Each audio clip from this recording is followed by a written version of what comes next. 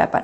তো জাপানিজরা বলে যে এরকম ছোটাছুটি বন্ধ যদি আপনি করে দেন, একটু যদি স্লো নেন জীবনটাকে, তাড়াহুড়োর মধ্যে যদি না থাকেন, তাহলে আপনি আরও বেশি বছর বাঁচবেন বা বাঁচার জন্য আপনার ইচ্ছে হবে।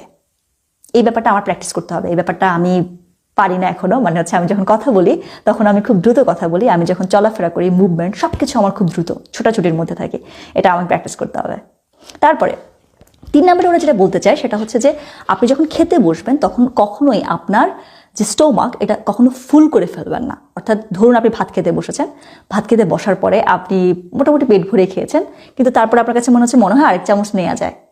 এই যে এই ব্যাপারটা, এটা যেন কখনো কাজ না করে। অর্থাৎ ওই পরের চামচ ভাত আপনি নেবেন না, আপনি সবসময় 20 ভাগ স্টোমাকের খালি রেখে দেবেন। কিংবা এভাবেও বলা যায়, ধরুন আপনি খেয়ে উঠেছেন, তারপর আপনি দেখলেন যে এখানে মিষ্টি রাখা আছে, দই রাখা আছে, আপনি জানেন এটা খেলে আপনার একেবারে ঠাসাঠাসি অবস্থা হয়ে যাবে, তারপর আপনি খান। জাপানিজরা বলে, খুব হাইলি ডিসকারেজ করে এই ঠাসাঠাসি করে খাওয়ার ব্যাপারটা।